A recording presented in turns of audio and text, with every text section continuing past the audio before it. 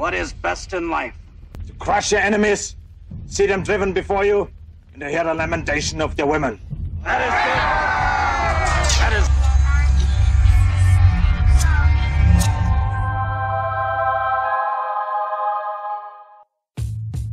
is... Greetings once more and welcome back. In the last part we saw that Flattards don't understand that objects further away have a smaller angular size, that their magic flying spotlight must change speed to maintain 24-hour days, whilst also magically moving at the same apparent rate across the sky every day, whilst also breaking the fundamental principle of the conservation of angular momentum. Naturally, a continued deluge of more basic geometry that kids can handle without adult supervision was too much for Flattards, and not one attempted to actually address the material presented. They will, after all, deny the most basic and readily observable aspects of reality.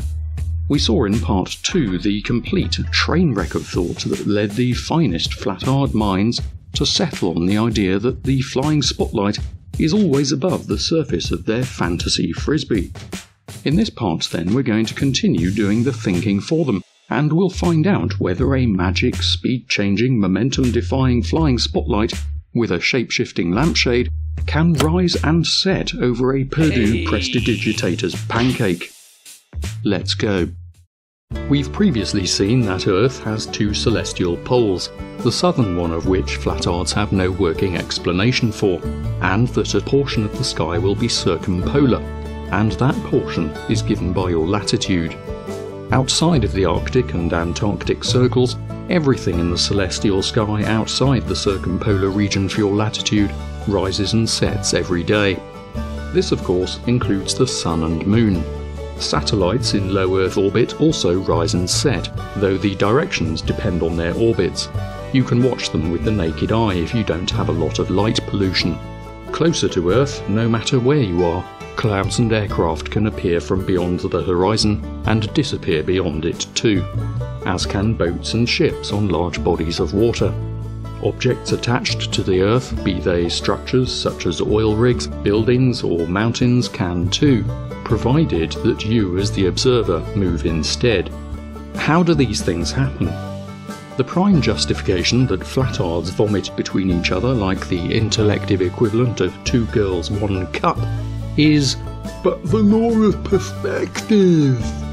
However, they will not provide, when asked, any specific wording or mathematical model for what their law of perspective is, how it allegedly works, or how we can predict what any given scene should look like to an observer.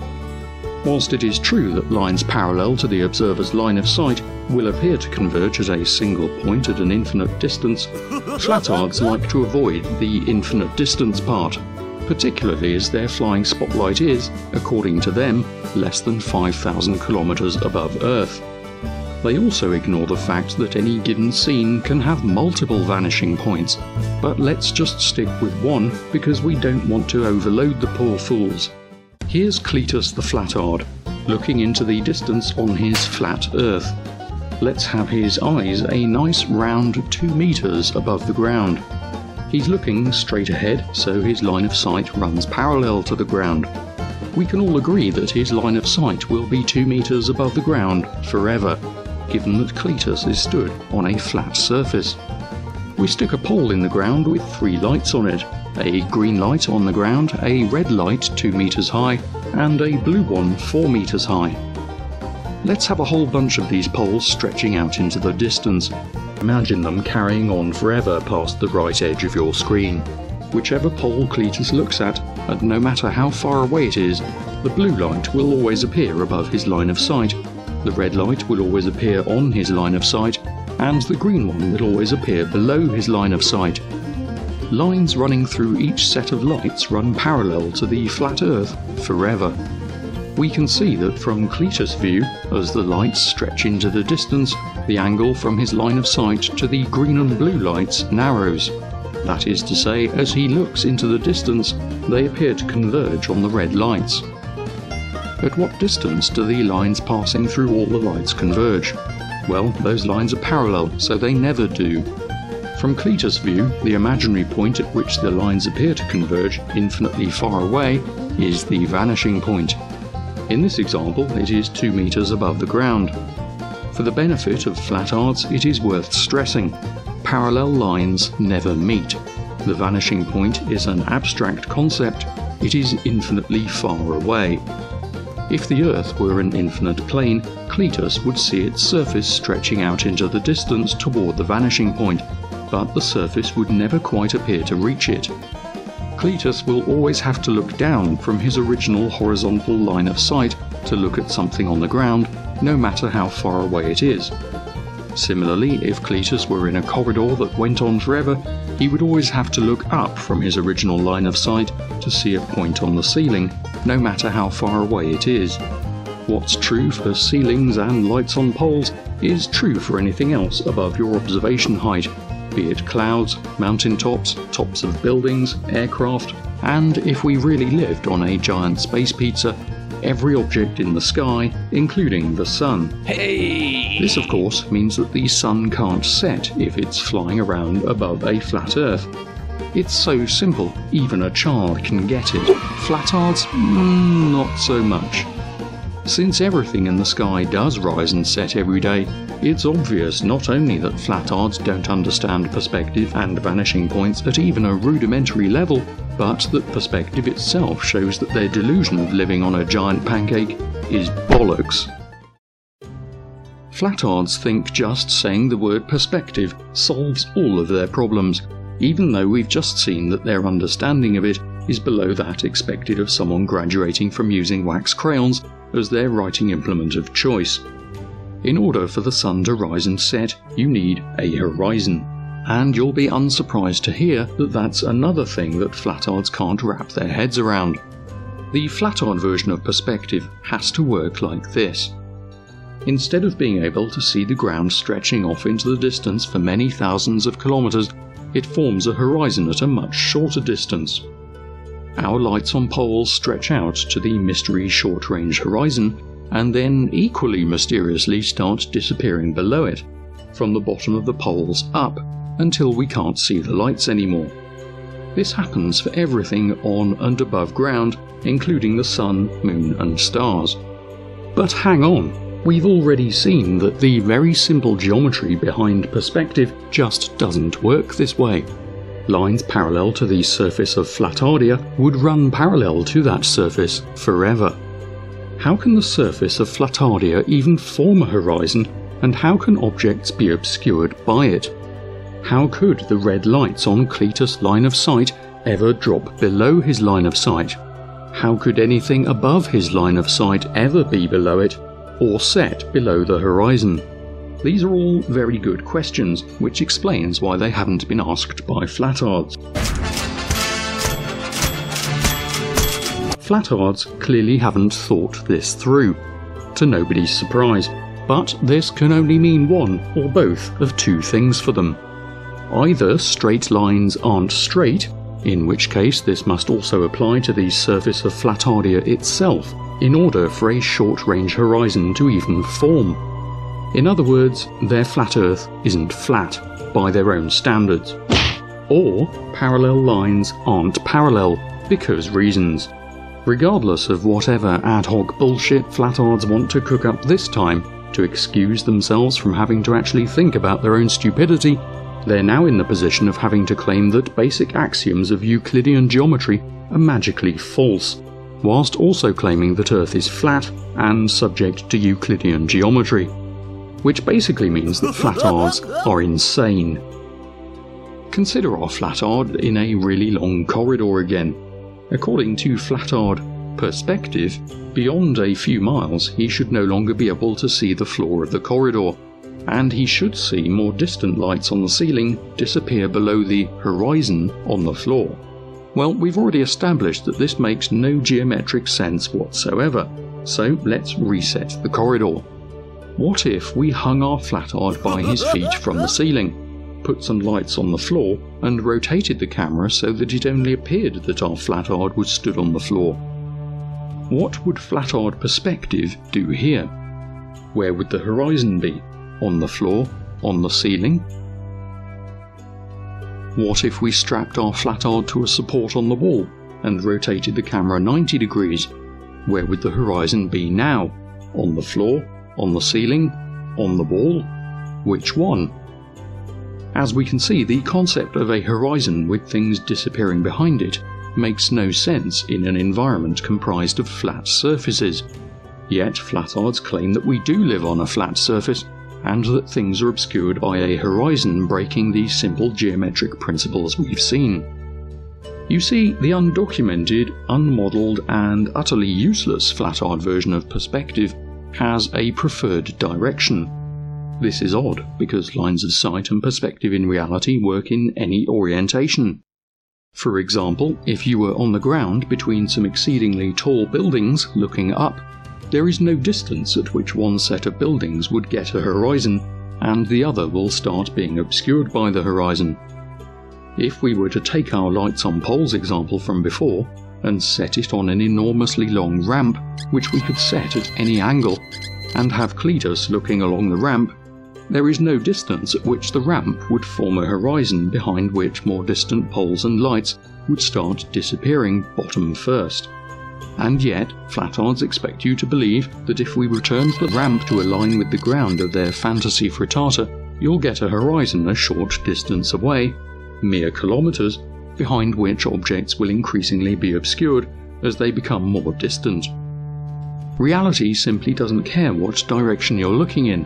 The Flattard version of perspective, which they're incapable of putting into words or mathematics, is quite simply bullshit. And like all ad hoc explanations they concoct in an attempt to sound like they know anything about anything, when their explanations can't even stand the most basic scrutiny, it's just another indicator that the idea of Earth being flat and having its own direction-specific version of perspective is bollocks. Let's hammer this Flattard perspective, or flirspective, crap home. If the Earth were a giant rock omelette 40,000 kilometres across, we would see the edge of the world somewhere far in the distance, very slightly below the observer's vanishing point, if there were no atmosphere, for the simple geometric reason we saw earlier. However, there is an atmosphere, and so both normal people and Flattards can agree that we can't see land many thousands of kilometres away. So, depending on dust and humidity levels, scattering of light is going to limit how far we can see looking through the atmosphere near ground level. Fine. How far though? Well, Flattards say the Sun is 3,000 miles or 4,800 kilometres high, but as we saw in the last part, at sunrise and sunset, the Sun is going to be much further than that from an observer. We looked at an example of an equatorial Flattard observing at an equinox. The setting Sun is nearly 15,000 kilometres away from him. This presents a paradox for our feckless Flattard observer. With a nice clear sunset giving an unobstructed view of the Sun, he can see 15,000 kilometres, or more in other parts of the pancake world, to the Sun. But he can't see all the land stretching out as far as the Flattard flying spotlight. Flattard excuse makers will be saying the land undulates, so using land is not fair. Okay, well, they also parrot, like the mindless imbeciles that they are, the phrase that water finds its level. So let's use the sea. Cletus can see 15,000 kilometres or more to the Sun, but he can't see all the sea stretching out as far as the Flattard flying spotlight either. Stood a couple of metres above the sea, the horizon is a mere 5 kilometres away, and on a really clear day it's as crisp as you like, clearly showing that you can only see the surface of the sea to a short distance, and that's it. Well, why can't you see the sea beyond that when conditions are so clear? Think back to our earlier discussion. You should be able to. So here's what Flattards think reality must look like. Cletus is looking out over the sea at the equator on an equinox. His line of sight is 2 metres above water. The Sun is 15,000 kilometres away and appears down here because fuck geometry and perspective. Cletus can see the Sun setting. However, when he looks at the sea, he can only see as far as 5 kilometres, because fuck geometry and perspective. Why can't he see thousands of kilometres of sea or land beyond that?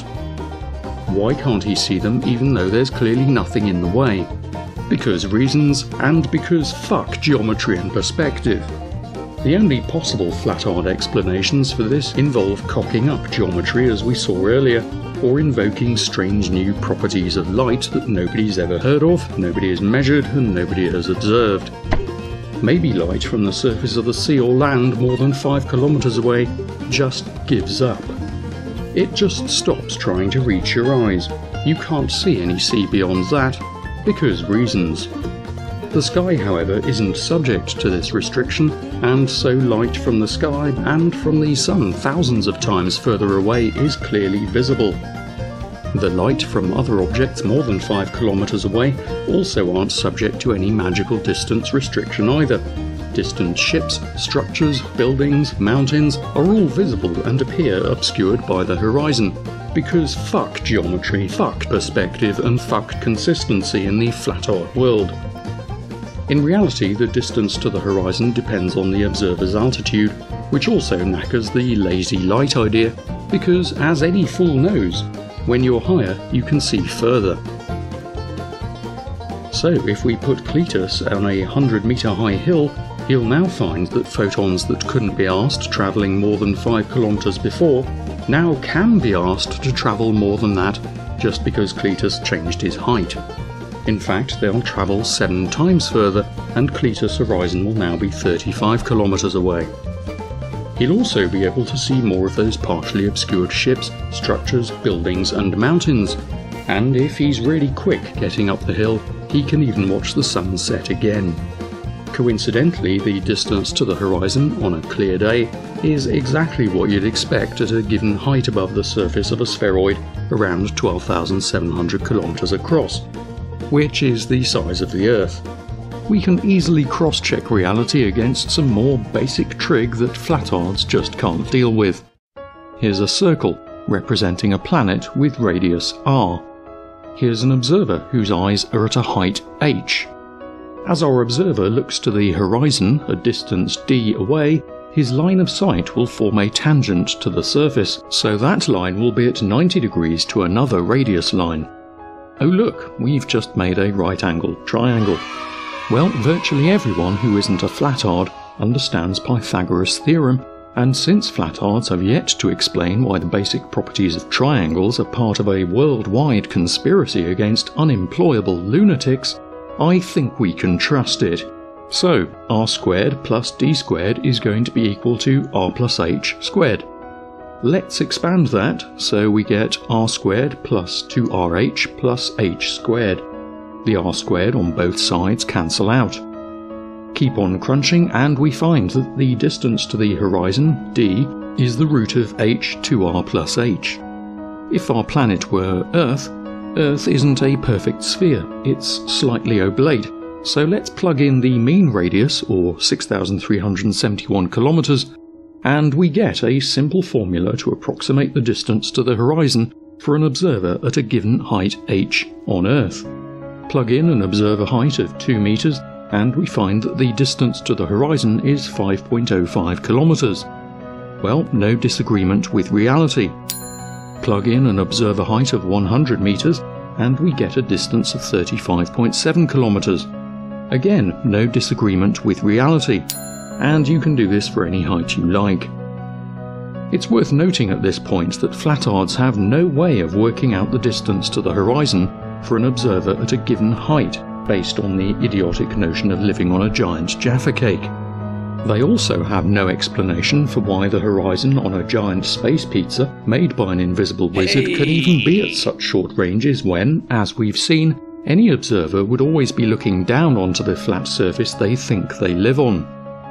No alarm bells ring inside the pus-filled crania of Flattards, so they just cling doggedly to the belief that the inability of their bullshit to explain anything is still proof of their bullshit. Flattardia does not make a lick of sense to anyone of sound mind, so we find ourselves uncompromisingly drawn to the conclusion that the idea that we live on a pan-dimensional prestidigitator's magic pancake is complete bollocks. In the next part, we'll continue looking at more ways that a horizon can knacker Flattard dogma. See you then.